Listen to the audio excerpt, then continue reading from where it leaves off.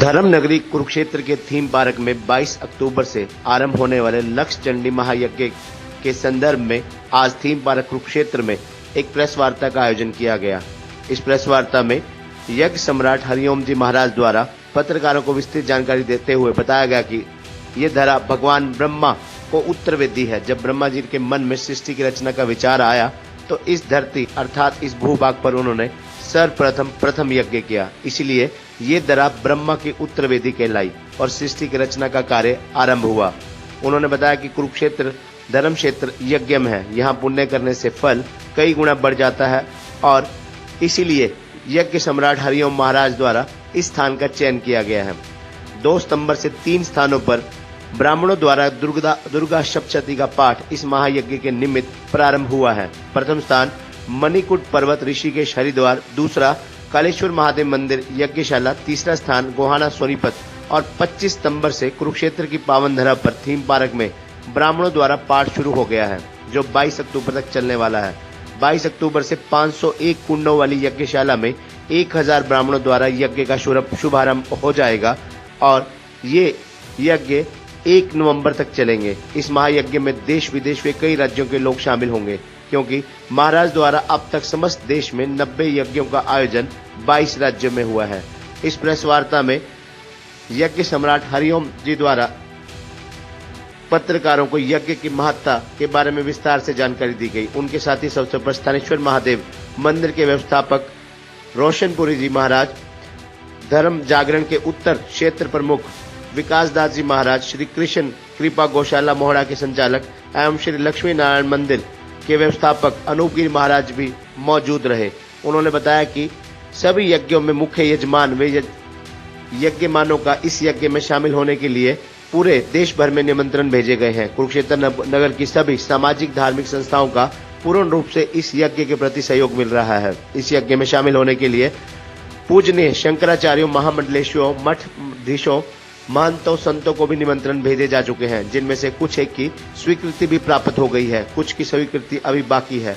वहीं उन्होंने बताया कि धर्म क्षेत्र कुरुक्षेत्र के नगर व गांवों में हर रोज प्रचार प्रसार माध्यमों से यज्ञ में शामिल होने के लिए भक्तों द्वारा रोज प्रचार प्रसार किया जा रहा है। इस यज्ञ में शामिल होने वालों में कुलदीप शर्मा गोल्डी, अशोक कुमार, धर्म जागरण हरियाणा, राहुल राणा, सतवीर सिंह लाडी, सतपाल शर्मा, कार्यालय प्रमुख राममेर शास्त्री, परमजीत राणा, भगवत दयाल कमोदा, देवेंद्र शर्मा उमरी, राजवीर शास्त्री, राज सिंह सोनीपत, पवन बारवा, राजकुमार वत्स, ओम प्रकाश शास्त्री, राजकरण राणा, जोला सिंह आदि भी इस पत्रकार वार्ता के दौरान संत महात्माओं के साथ मौजूद रहे।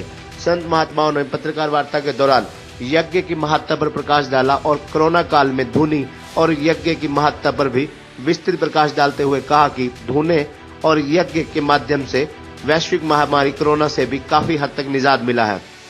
कुरुक्षेत्र की धरती से ही विश्व को संदेश गया है और इस बार भी यज्ञ के माध्यम से अगर विश्व को संदेश जाए तो ये एक बहुत अच्छी उपलब्धि होगी इस भूमि की और हमारा परम सौभाग्य होगा।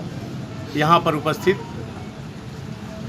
रोशनपुरी जी हमारे आदरणीय संत और अनूप पुरी जी हमारे आदरणीय संत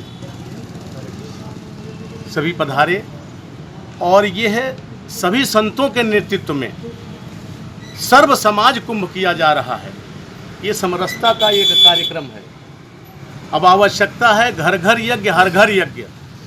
वायुमंडल को शुद्ध करने का इससे और कोई सर्वोत्तम एवं सरल उपाय नहीं है। सबसे सर्वोत्तम उपाय है यज्ञ कर्म।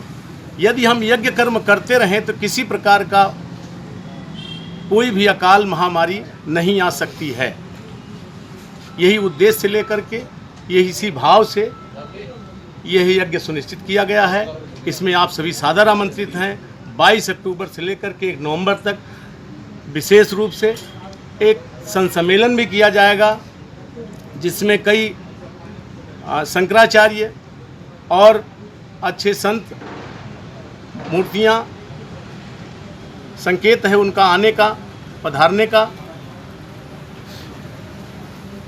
सभी संत समाज की तरफ से मैं चाहता हूं कि एक अच्छा संदेश देश और प्रदेश को जाए। इसी भाव विचार से यह यज्ञ किया जा रहा है। इसमें सभी सादर आमंत्रित हैं। आएँ, यज्ञ में सम्मिलित हों, एक आहुति अपने देश के लिए, अपने प्रदेश के लिए, अपने परिवार के लिए इसमें जरूर दें। जी इतने सालों से यज्ञ कर रहे हैं। उसके बाद अशोक जी हमारे धर्म जागरण के हरियाणा के संयोजक हैं, इनसे वार्तालाप हुई महाराज जी के विषय में, तो बड़ी अंदर से प्रेरणा हुई कि महाराज जी से मिला जाए।